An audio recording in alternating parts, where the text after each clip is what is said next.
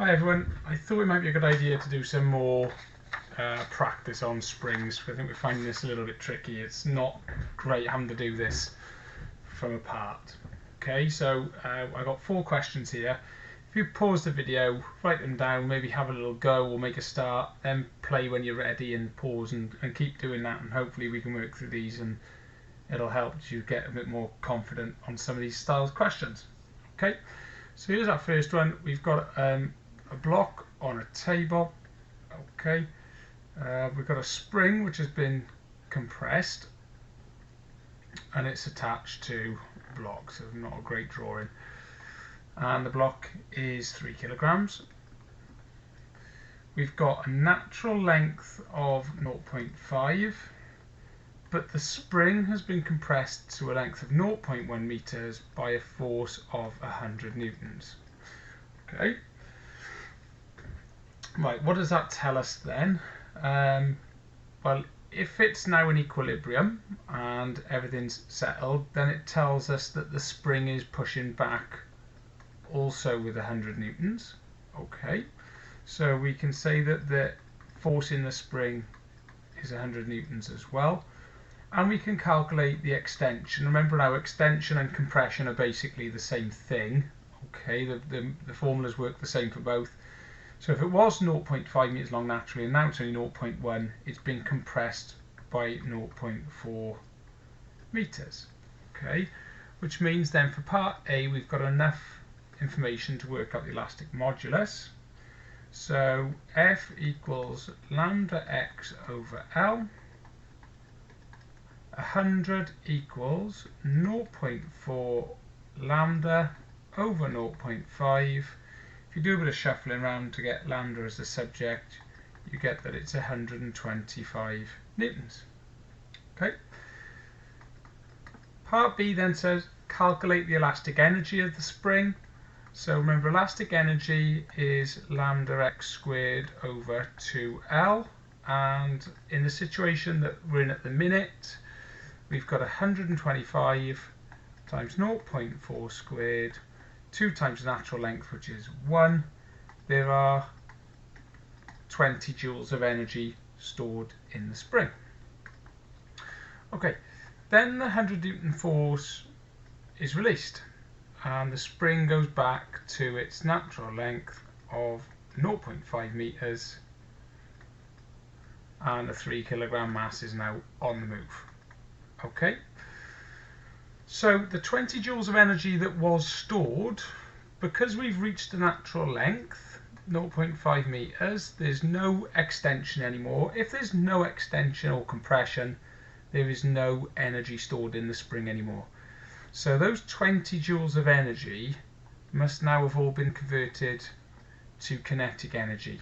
Okay, we're on a flat surface, so there's no gravitational potential in this question. So all 20 joules have been converted to kinetic energy.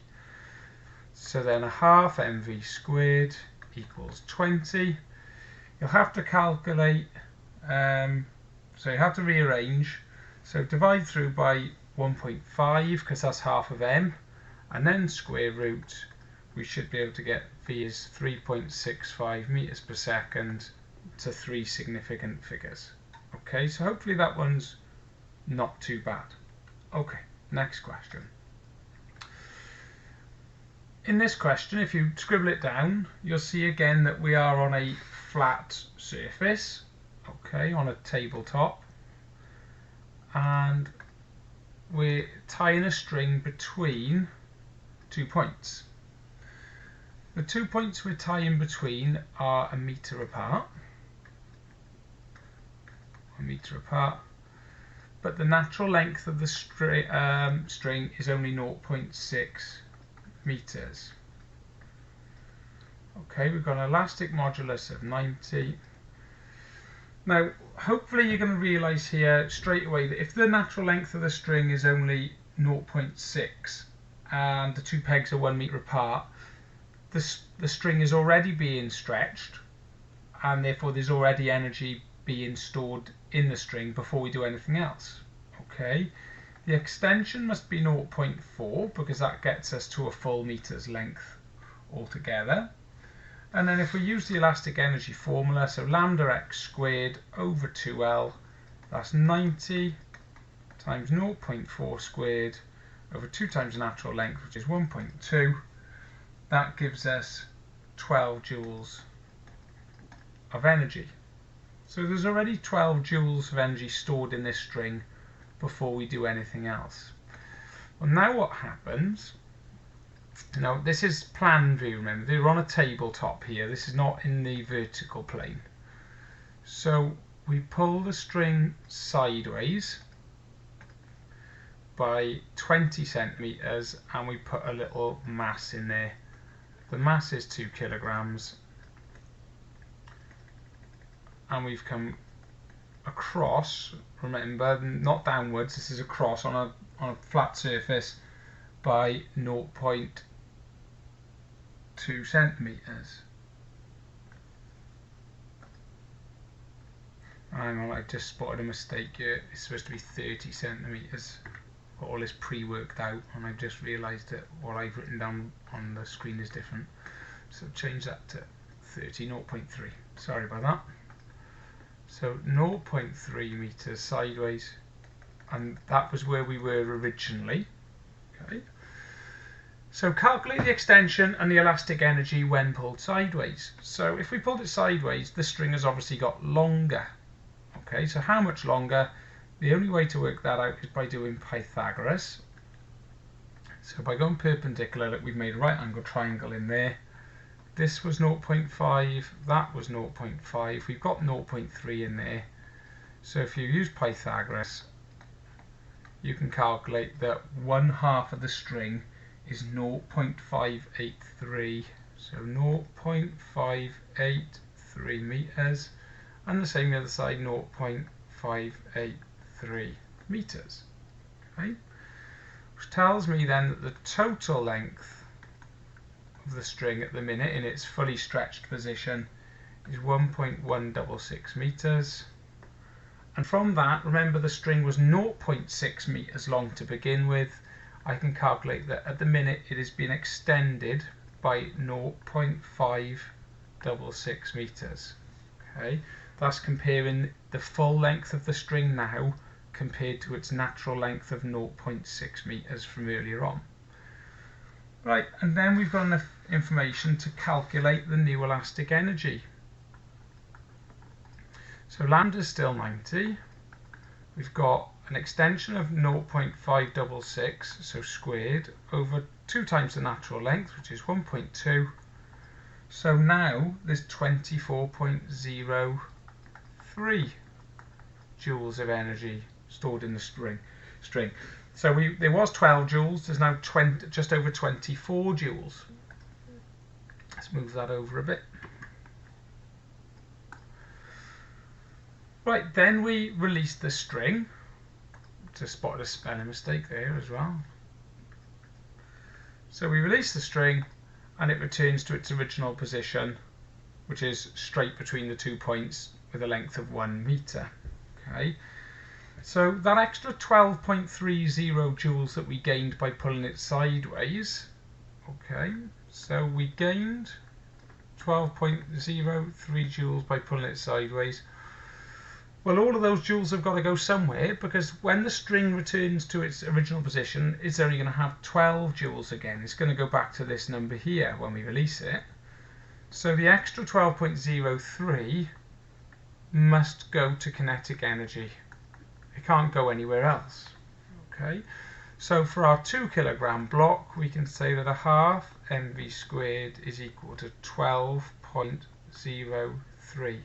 So not all 24 joules, remember, there's 12 joules of stored energy in the string when it's just tied between the 2 pegs normally.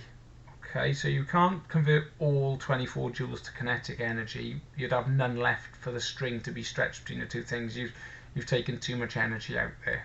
Okay, well, half of 2 is 1, so all you've really got to do is square root from here, and you should get a velocity of 3.47 meters per second.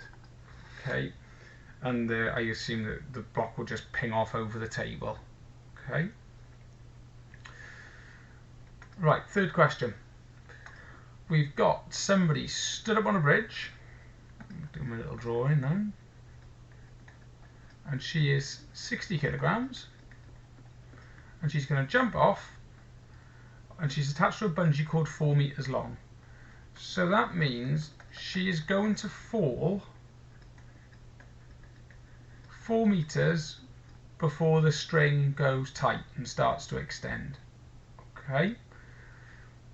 Then she will go down. So in red here, this is her furthest position. She will eventually come to a point. She will eventually come to a point where her velocity is 0. She's reached the maximum extension and she's about to ping back up again. And what we're interested in is that extension there, and will she bang her head on whatever's underneath the bridge? Hopefully water, not a road or a train, something like that. Okay. So, information we know. The natural length is 4 meters. Lambda is 2000. Okay. And that's pretty much all we've got for a minute. Okay. So then let's have a look at what happens when she jumps off. So at the minute she's got some energy, she's got some GPE, okay, measuring from the ground quite a lot, 60 times 9.8 times 10. But rather than looking at what she's got all together, let's have a look at how that changes. So when she jumps off and she gets to this position here, the string, the rope, okay, the bungee cord, has not been extended at all yet. So there's no elastic energy at this point in the cord. She's lost gravitational potential energy. Okay, so she's fallen 4 meters. So her change in GPE is equal to mgh. So 60 times 9.8 times the 4 meters that she's fallen already. She has lost 2,352 joules.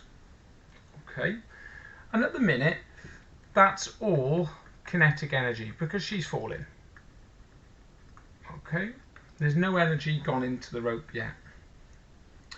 Now then, as she falls further, eventually she comes to this point here, and the rope stops her. She stops falling. Her kinetic energy is 0. So where has the kinetic energy gone that she had earlier on? Well, there's only one place it could have gone. It must have gone into the cord. So the kinetic energy, the 2,352 that she had, has all gone into the cord. But remember, it's not just that energy. She kept falling. So there's another mgx worth of gravitational potential energy that's also gone into the cord. Okay, however extra she fell. So what we can say is that the 2,352 joules of kinetic energy that she had, plus any extra mgx, now mg is 588 for a 60 kilogram person, so plus the extra mgh is equal to the total amount of elastic energy at full stretch, okay, or at full extension, which is lambda x squared over 2L. Okay, so 2000 x squared over 8. Now then, you have to do a bit of shuffling around here. We're going to try and aim for a quadratic. So if you do a bit of mucking around, what you can end up with is 250x squared minus 588x minus 2,352 equals 0. Remember, a quadratic has got to equal 0 before you can solve it. And if you use the quadratic formula, one of the solutions, the logical solution that you get, is that x equals 2.11 meters. And so she'll be perfectly safe because she was 10 meters off the ground when she jumped. Even at full extension, she's only 6.11 meters below the bridge. She's got plenty of room there, unless she's 4 meters tall, to not bang her head on the floor, road, whatever. Okay, so that's a little bit trickier, because when you're working in a vertical, you do have to consider that the gravitational potential energy is changing all the time, and so is the kinetic energy changing all the time. And where is that energy going? Well, ultimately, it all ends up in the cord when she is at maximum extension. Now, obviously, with a bungee, then she will come back up again. So some of the elastic energy that's in the cord will get converted back to gravitational potential. Why? Because she's coming back up. And also into kinetic, because she's going to start moving again. She's not going to stay stationary. You don't just fall down, stop dead and stay there. You bounce back up. Okay. But at maximum stretch, x is 2.11 meters. And then the last one, this is quite a big one here. So if you pause the video and scribble it all down, and I'll do some drawing. So we've got a 40 Newton object attached to a spring of length 1.2 meters, but when the 40 newtons is on there, it's actually 1.6 meters long. So we've got 1.2 meters, and that's L. So if we say that's roughly to there, there's our 40 newton weight. Okay, we'll need the mass a lot later, we don't need it yet. And then there must be an extension of 0.4 meters, because it says in the question that it's 1.6 meters long when stretched. Okay, find the elastic modulus. Well, if we're in equilibrium, the key thing about equilibrium is that forces are equal. Okay, so that means that when we're at equilibrium, the force in the spring must be equal to the 40 newtons of weight acting downwards. Okay, have we got enough information to find the elastic modulus lambda? I would have thought so. So F equals lambda x over L. We know the force is 40 because it's in equilibrium. We don't know lambda, but we know that x is 0.4. And we know the natural length is 1.2. If you shuffle it around, you should get that lambda is 120 newtons. Remember, lambda is the force required to double the length of a spring. Okay, so it would need 120 newtons to double the length of this spring.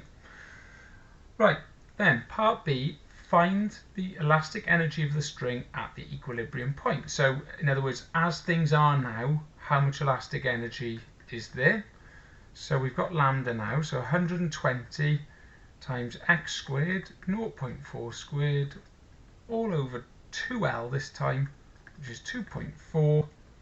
There you should get, 8 joules of elastic energy. And the spring will happily sit like that with 8 joules of elastic energy stored in the spring.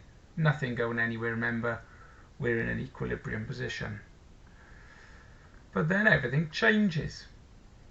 So in part C, I draw this, we pull it further, so some extra force, and now we're at a length 40 newtons down there. There's our 1.2 meters of original natural length. Okay, and if we're up to 2 meters altogether, that means we've now got an extension of 0.8. Okay, and it says find the elastic energy of the spring now. Well, the only thing that's changed is the extension. So 120 times 0.8 squared over 2.4. Now we're up to 32 joules of energy stored in the spring. Okay, string. The only difference between strings and springs is that strings can't be compressed. Okay, then we release it, and we've got to find the velocity of the block when it returns to the equilibrium position. So in other words, we're going from this diagram with 0.8 meters of extension back to here. This is the equilibrium position. Okay, equilibrium is when x is 0.4. Okay, so there's our equilibrium position when x is 0.4. So we're going from there back up again. Find the velocity of the block when it returns to the equilibrium position. Okay, so velocity is dependent on kinetic energy. Now the kinetic energy, if we start with the 32 joules that we had when we were stretched all the way down to 2 meters long, and then we'll make deductions. So we've got to allow for the fact that the block is coming back up to the equilibrium position. At the minute it's 0.4 meters below the equilibrium position. So it's going to come back up mgh. Mg is 40. That's already a weight, isn't it? Times 0.4. And also we'll need to take off the energy that's still in the spring. Okay? The equilibrium position is not when we get back to the natural length. The equilibrium position is when all forces were equal. And we calculated that for this spring, that was when x was 0.4. Okay? We also calculated that in the equilibrium position, there would be 8 joules of energy stored in the spring. Okay? So from the 32 joules that we've currently got, if we take off the 16 joules that we'll need to give to the block to get it back up 0.4 meters, and we'll take off the 8 that are still going to be left in the spring, that leaves us with 8 joules to be converted into kinetic energy. Okay. Now kinetic energy is a half mv squared. We haven't actually got m down on paper yet, but if you do 40 divided by 9.8, that'll give you m. Okay. Divide through by half m and square root, and you should get 1.98 meters per second when we return to the equilibrium position. Okay, if you let this thing go now, all it would do is sort of bounce back and forth between 1.2 meters long and 2 meters long. Okay, because the other 8 that's still stored as elastic energy, that'll get converted as well. Okay, then it'll come back down. Okay, if you let it, if it was like a lossless system, this would keep going forever. Obviously, eventually there's going to be losses of air resistance and probably some energy loss in stretching the spring with heat, sound, whatever. Eventually it would just settle in its equilibrium position and be at rest. But until that happens, it's just going to bounce back and forth either side of the equilibrium position equally by 0.4 meters under and 0.4 meters over. Okay, so hopefully they've helped. There's 4 different types of question there. The vertical ones are harder because of this. You have to take into account GPE as well. Okay, and I'll show you some past paper questions, and hopefully this video will have helped you to have a go at some of those. I mean, they are very, very similar, which is hopefully encouraging, because if you can get your head around these, you should be okay for your exam.